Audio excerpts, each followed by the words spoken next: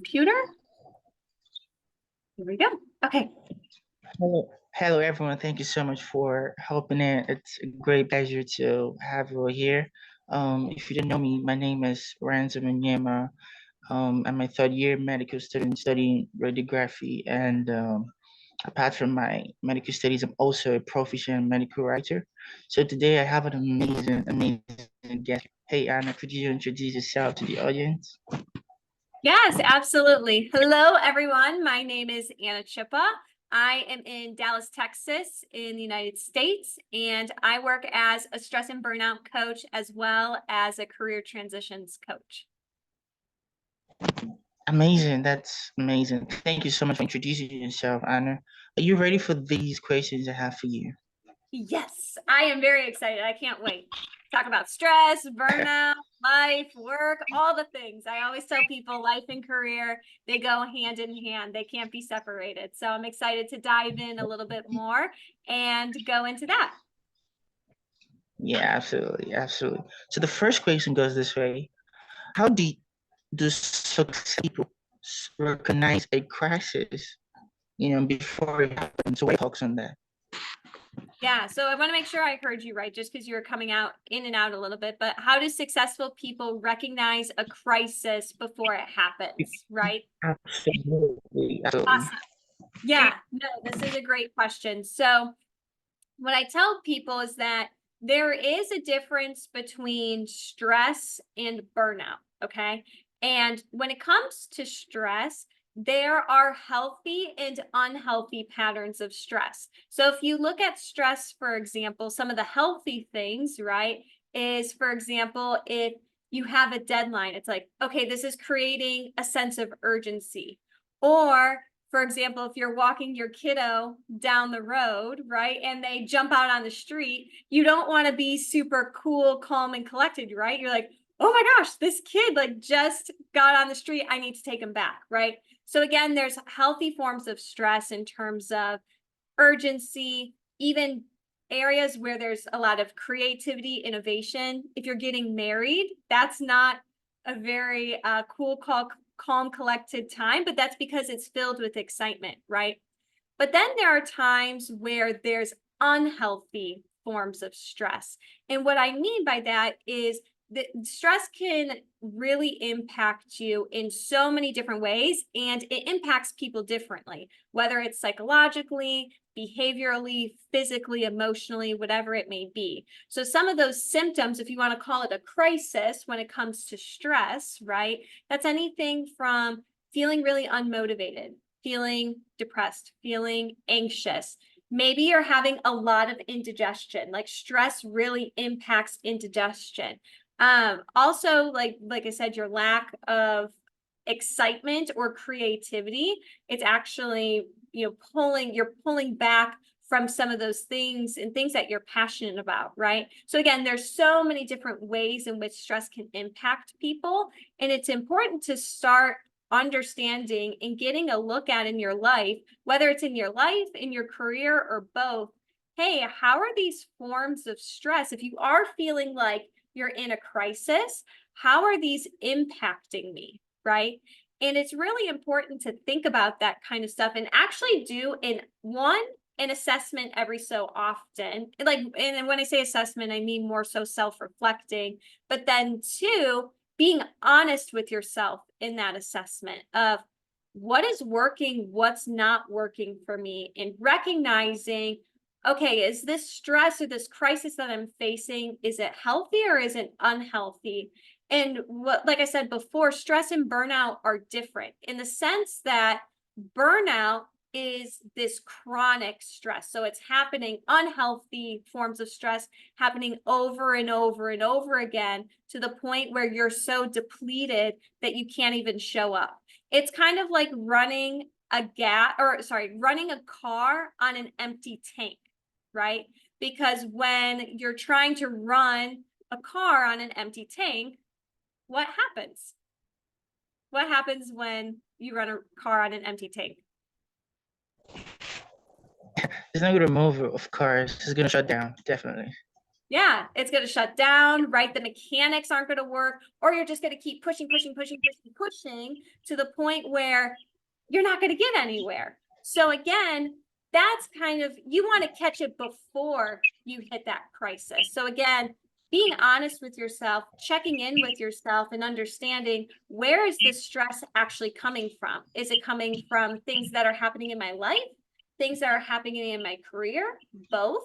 And how is it impacting other areas? So for example, if you're just buying a house, right? You're just buying a house, that's can be very stressful in a sense, and that can impact how you show up to work, right? So you want to understand the source of the stress, how it's impacting your other areas, and then picking apart more of those unhealthy patterns, focusing on those things so that the car, if you will operate and that the gas tank will be more full. Absolutely. That was so sensational, Anna. I really enjoyed it, and I believe that the audience would greatly appreciate it. So before we go to the second question, Hmm? could you tell us a little bit about your journey, you know, that made you to become what you are right now, a stress and a career coach? What made you to make that Yeah. decision to pursue that career? Yeah, so a little bit about me. So I was always kind of this teacher in business. I loved being able to help people, serve people, things like that. And especially in college, I took a lot of different opportunities to do that. I was a teacher's assistant. I was actually a career assistant where I helped people with their resume, LinkedIn's, cover letters, all that jazz. And what actually happened in college was that I experienced stress and burnout myself and in other areas of my life. And in college, I had 5 jobs on top of my schoolwork. So I was working about 80 hours, right, between school and my 5 jobs, but that doesn't even include homework and the life in general. So for me, that's really where I experienced stress and burnout. I was like, I need to do something about this because although I thought I was happy, I was so involved in all this kind of stuff. At the end of the day, I was so unhappy. I barely had a social life. The partner who I was with, we were totally disconnected because I was totally disconnected with myself. And I went on a journey since then to really find ways to prioritize my self care and learn how to love myself. So that in and of itself was a journey in stress and burnout and how I've experienced it. But even after college, I was a human resources consultant at Ernst and Young. So it was a big four firm. They're known for accounting, but I did the human resources in it. And one of the things I realized during that, especially when COVID hit, when the travel, I used to travel every Monday through Thursday for work. But once that got stripped because of COVID, I really thought to myself, like, is this really what I want to be doing long term? And the thought that came to my mind was, man, like if I can transform visions and strategies for organizations, what would that mean to transform somebody's life? And that's really where I got into. I've always enjoyed mind, body, spirit, wellness, and connection and just holistic healing. But for me, that's really where I started consider coaching. And then from there, when it came to coaching, one of the things I went through was an inner healing journey. I knew I wanted to become a coach, but I hit so many self-limiting beliefs like I'm not good enough, I need to perform to receive love, I'm going to fail at entrepreneurship. So I really for about I want to say like a year and a half or two, I went on an inner healing journey where I really learned the drivers of my life, and they were perfectionism, self-criticism, self-hatred, and I worked with a lot of compassion and love. And for me, it looked like connecting with the Lord in my faith to really get a sound understanding of who I was and who I wanted to become, the blockers that were getting in the way, and then a commitment toward myself to build healthy habits and routines. And that's kind of what I do now with my clients is, again, having that clarity, confidence, commitment. I use those three pillars, getting clear on who you are, what's your purpose, especially if you're feeling really stuck, you're not sure what you want to do in your life or your career. Then the confidence piece is breaking through some of those self-limiting beliefs and barriers. So what are the common negative behavior patterns and cycles that are happening in your life? And more likely than not, they're impacting more than just one area. If it's happening in your relationship, it's happening in your career, it's happening in your life, even if you don't know it. So we really get to the root of that. And then from there, the commitment. So how do we actually build healthy habits and routines? So for me, that's how I got into stress and burnout coaching. And the career coaching just kind of marries along with that. So if for example, if someone's like, hey, what looks like for me is this is my purpose, I removed my self-limiting beliefs and I want to find a job, it's like, awesome, let's talk about that. And I help them with resume, LinkedIn, cover letter, like all that stuff, so that they can articulate who they are and their success story. Like, this is who I am, this is all the work I've done, and this is how I can showcase it and even make more of a difference in this world. So helping people really getting an understanding of that as well, not only in their professional life, but just in their personal life as well. So That is amazing, Anna. I thank you so much for explaining your journey thus far for us.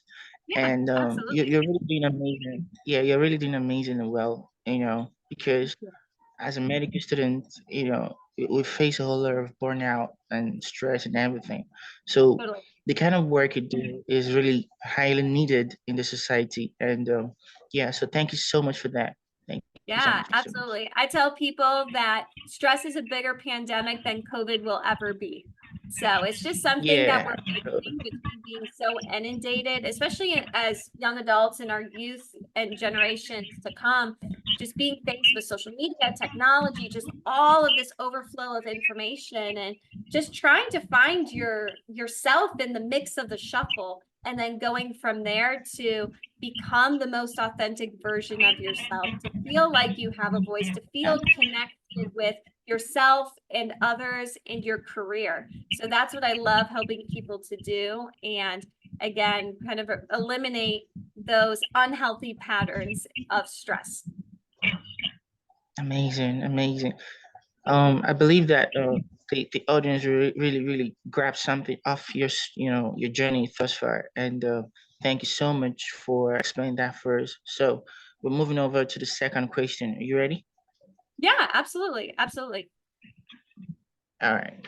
So what are some good strategies, for managing stress in one's life and work in general? So what are your thoughts on that?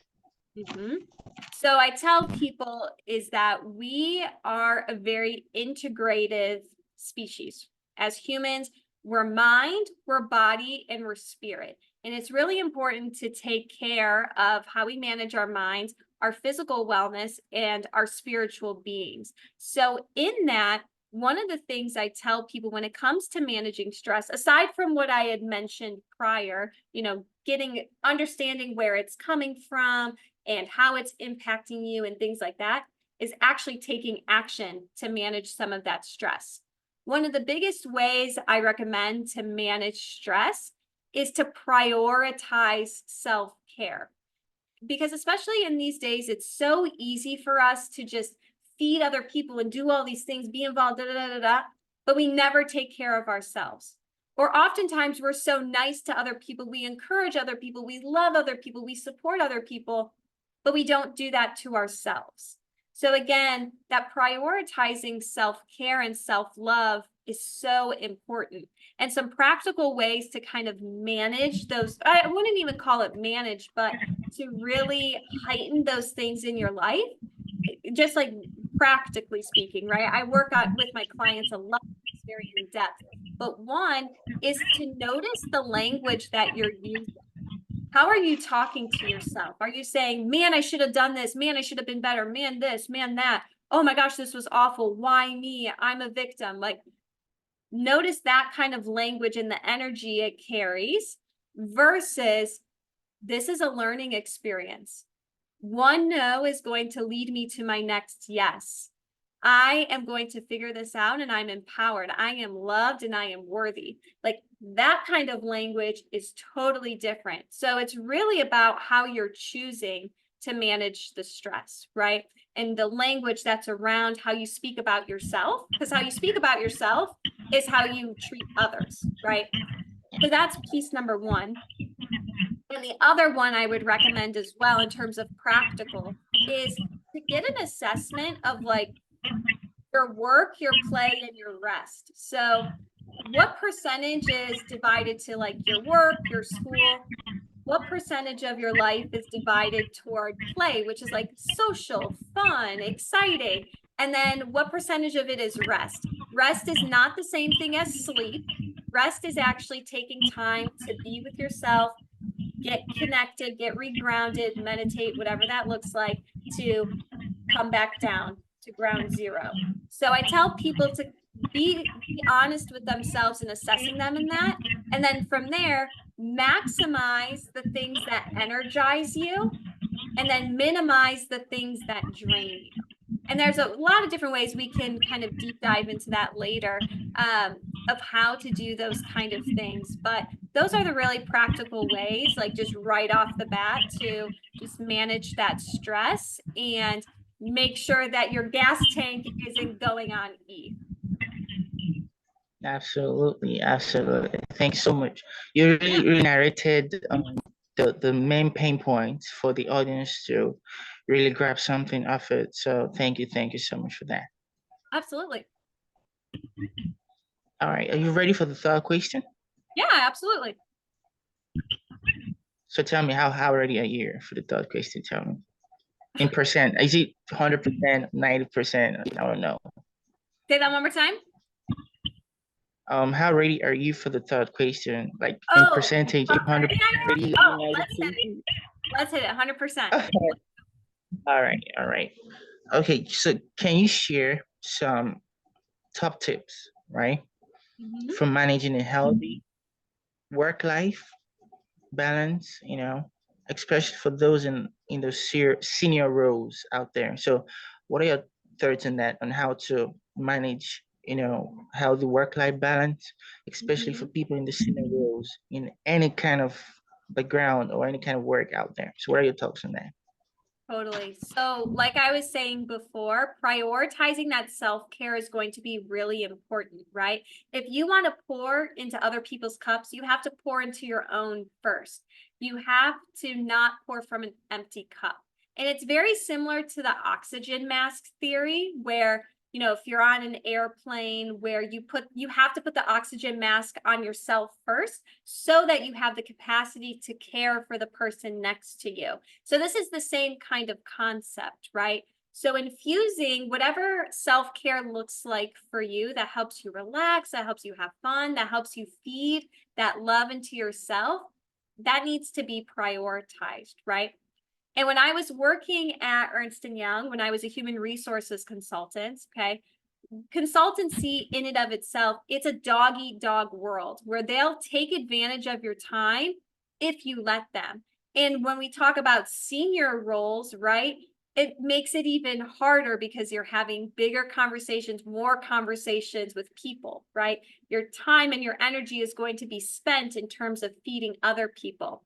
So one of the things that I did, especially when I was a consultant, was I thought about those things that filled my cup. So for example, going to a Bible study group on Wednesday evenings, or in the mornings, I would work out before I went into work, right? So those things, I actually made sure to put those on my calendar.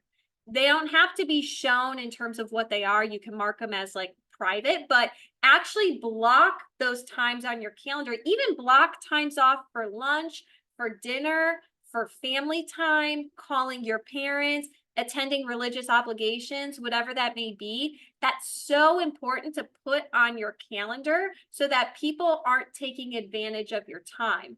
And then also, especially in the work setting, I like to communicate that kind of stuff to my team. So for example, say it's a Wednesday night, I have Bible study, but we have a big project to finish that we didn't finish at the end of the workday. One of the things I tell them, and I tell them in advance, of course, too, but it's, hey, I have religious commitments weekly from Wednesday evenings from this to this time.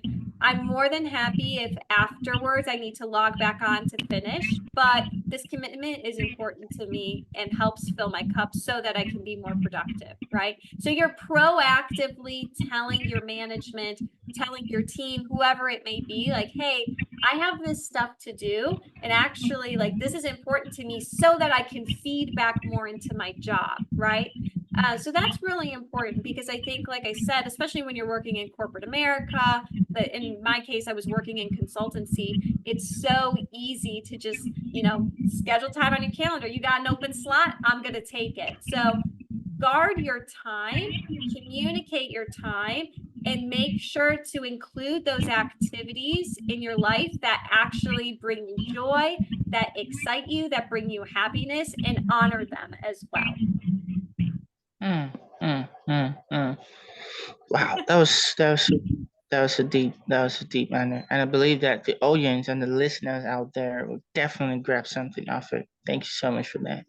Absolutely. So the fourth question is kind of like a bit. So before we clarify, have you worked as a HR before? That's human resource, right? Yes, yes. So human resources consulting is more so the strategy and the operations behind a company, as opposed to doing like the hiring and firing. It's more so like the big picture things where you're making changes from a people, process, and technology standpoint. So it's a little bit different. Like HR consulting is a little bit different from human resources. Okay, so thank you so much for helping me and I'm so grateful to have you on this podcast. Yeah, So before we absolutely. wrap up the session, so what are your last words for the audience before we wrap up the session? Yeah, if I were to wrap up the session and whatnot, I would say to people is to give yourself grace when you're going through a hard time, when you're struggling through something, is to give yourself grace and know that you are loved. One of the things is that sometimes just a lot of struggles happen and we have it attack our worth and who we are, right? And I think it's important to know that when each and every person is so uniquely and wonderfully made, said in Bible, said in scripture, but each person is so unique and they're made as a masterpiece. And I think oftentimes we forget that because of our experiences, lies, and people that have told us, no, you're this, you're that, but actually taking the power to know who you are, like be who you are. It's, you don't have to do, just be and love yourself. And that's really important so that you can do. And then by doing, you have. So oftentimes we try to flip it, like do, have, be, but it's like, no, we need to be, we need to know who we are, we need to love ourselves. And especially as we're in like the young adult, maybe even the adult world, it's our responsibility to rewrite that truth and be connected to that. Again, over our life, it's so easy for us to deviate from that truth. But again, actually working and taking that initiative to say yes to yourself, to invest in your growth, your health, your mind, your body, your spirit, anything like that, so that you can be a better person. The more that you say yes to yourself, you invest in your growth, and you focus on those things that you can rechange and rewire to your truth of how loved you are and how awesome of a person you are, the more you're going to show up in the world. It will literally blow your mind the way in which you can show up in the world. And I just encourage everyone to really focus on that, to really say yes to themselves. And, if any one of you are really struggling with that, of like, what is my purpose? Like, I feel so disconnected. I feel so stuck. I feel so stressed, all this kind of stuff. And you're looking for more, I am more than happy to connect with you. I'll provide some of my information, but if you go to my website, summersoulsticecoach.com. So Summer, SOULSTICE, coach.com. I would love to just set up some time, have a conversation. You can also find some resources and things like that to help you in both your life and career. But if anything, just love yourself, prioritize that self-care, and give yourself grace through the process, because when you get catapulted in the darkness, you're going to spring forward and trust in the light. Bring that darkness into light. Absolutely. Thank you so much, Anna. It's a pleasure to have you here as a guest speaker. So thank you so much. So if you love this content, do well to subscribe, like, comment, and share to your network. Hopefully someone in your network needs to watch this video. Thank you so much, and upcoming content. Yay. Awesome. Thank you so you. much. Awesome. Appreciate you. Welcome. Bye.